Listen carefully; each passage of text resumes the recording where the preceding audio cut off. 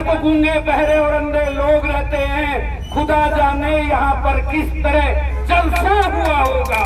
किसी गुंडे ने राजपूत समाज के हाथ डाला है, इसलिए पता होना चाहिए कि इस समाज के हाथ कितने बड़े हैं। जब तक आवेश नहीं मिलेगा तब से ईंट से ईंट बजाकर तन मन और धन तीनों चीजों के लिए हम आपके साथ तैयार हैं। बच्चे को भावेश को के लाला, और उधर से एक आवाज भी आई थी माँ, और उसके बाद कोई आवाज नहीं आई।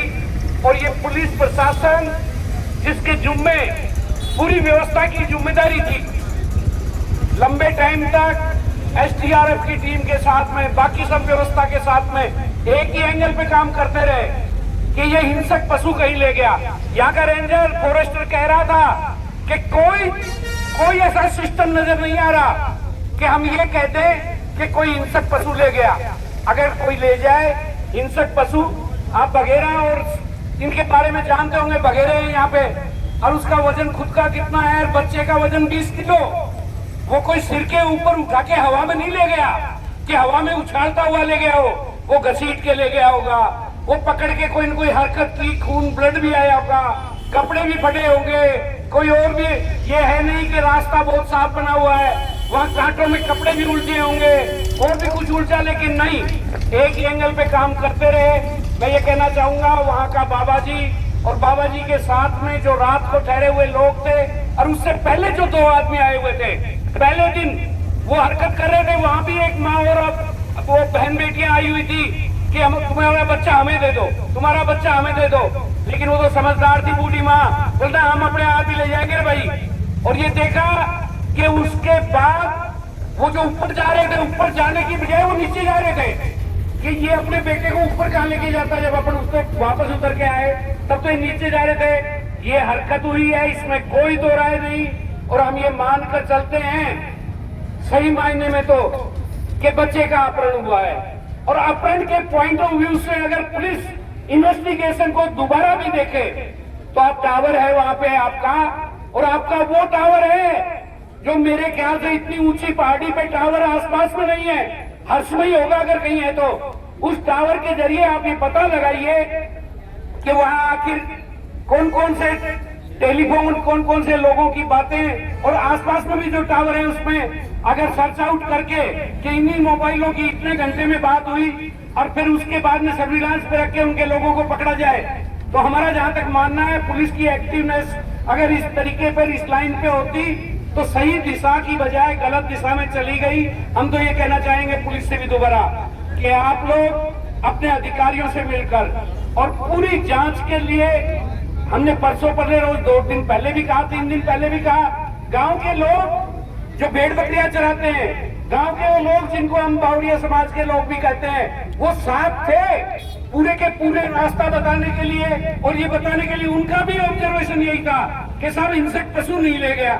जब हिंसक पशु नहीं ले गया तो मैं ये कहता हूं कि आपकी बात जो ये घटना घटी है, इस घटना में दुख आसपास के पूरे गांव में है, और उसके साथ में उदयपुर वाटी के पूरे गांव में है कि बेटी हमारी वहां पे आई और वहां की बेटी, और यहाँ अपने ननिहाल में भी आए और बच्चों को मत लेके आना भाई, नीम का थाना में वो उठा लिया जाएगा। ये हालात बन गए। मैं कहता हूँ सभी लोग एकजुट होकर, मैंने परसों पहले रोज भी कहा था कि अगर हिम्मत नहीं करी तो ये हरकतें दोबारा होगी। और प्रशासन तो करे क्या?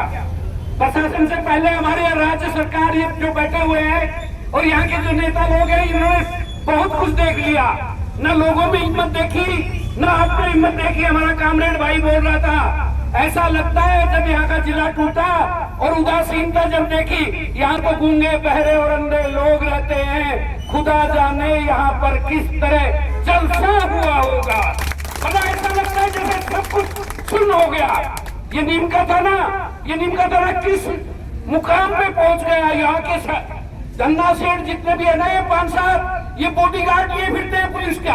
वाह भाई वाह, बॉडीगार्ड पे बॉडीगार्ड ले रखे हैं। अरे कंट्रोल करिए, लाइन ऑर्डर को मेंटेन करिए। यहाँ पे ये सरकार जो अपने आप को दो वो बता रहे हैं, 2 इसके वो हैं डबल इंजन। ये डबल इंजन नहीं है, सिंगल इंजन की भी नहीं है। और ये हालात इतने खराब हैं। मैं ये कहना चाहूंगा भूपेंद्र जी आपसे, ये पूरी कमेटी से आप बैठकर अब की बार ये एहसास कराइए कि तुम लोगों ने मुंह में हाथ जो दे दे कर देख रखा है, सब लोग आपको जो है ना बिल्कुल कमजोर और बुजदिल और कायर नजर आते हैं। पर भाई अब की बार तो देखो बात ये है तो आंदोलन 36 कौम का, लेकिन अभी करनी सेना के वो जो बोल रहे थे, मैं उनको कहना चाहूँ अब की बार तो किसी गुंडे ने राजपूत समाज के हाथ डाला है, इसलिए पता होना चाहिए कि इस समाज के तहत कितने बड़े हैं, इस समाज कितना ताकतवर है। कम से कम आप तो बताओ, हम तो चाहे बोल देंगे आपके साथ साथ रखकर आप आगे बढ़िए और हम आपके साथ हैं। जब तक आवेश नहीं मिलेगा तब से ईंट बजाकर तन मन और धन तीनों चीजों के लिए हम आपके साथ तैयार हैं। क्या बात हो गई, एक मजाक समझ लिया। एक माँ अपने बेटे को मंदिर में लेके नहीं जा सकती, एक आम आदमी जी नहीं सकता, नीम का दाना में कोई 2 रुपए की कमाई कर नहीं सकता, बॉडीगार्डों के बगैर कोई जी नहीं सकता, पुलिस कितने को बॉडीगार्ड देगी? आखिर एक सीमा तो होती है। कभी दौलत जी ने आवाज निकाल दी, उसको बॉडीगार्ड दे दिया, कभी दीवान जी निकाल दी, उसको बॉडीगार्ड दे दिया, कभी कैसर वाले को दे दिया, कभी किसी को दे दिया। ये बॉडीगार्डों की जमात कितनी दोगे आप बताइए। आप लॉ एंड ऑर्डर को मेंटेन कीजिए, बजाय इन बातों के कि आप बॉडीगार्ड देके अपना पीछा छुड़ा ले। तो मैं आपसे फिर कहना चाहूंगा, आप एकजुट होकर, एसडीएम साहब, शेख साहब आए हुए होंगे, शेख साहब और एसडीएम तो ठीक है, नहीं तो भाई हलवाई बुला लो भूपेंद्र जी और रोटियां बनाओ और पड़े रहो डेरा डाले। या तो पुलिस हार जाएगी, प्रशासन हार जाएगा, या आप हम सब ये इलाका हार जाएगा, एक तो हार ही जाएगा। आखिर एक फैसला तो करना ही पड़ेगा। तो आप बुलाएंगे और आप हम सब मिलकर कमेटी बात करेगी, अगर संतुष्ट होते हैं तो आगे बात को बढ़ाएं, वरना भाई पहले इकट्ठे 20-30 हुए थे, फिर 50 हुए और आज 300-400 हो गए, फिर ये 1000 भी होंगे, 5000 भी हो जाएंगे। कहाँ दिक्कत आ रही है? लड़ाई लड़ेंगे और हमारे भावेश के लिए, वो हमारा भांजा था, हमारा दोहिता था, उसके लिए हम लड़ाई पूरी लड़ेंगे। बहुत बहुत धन्यवाद।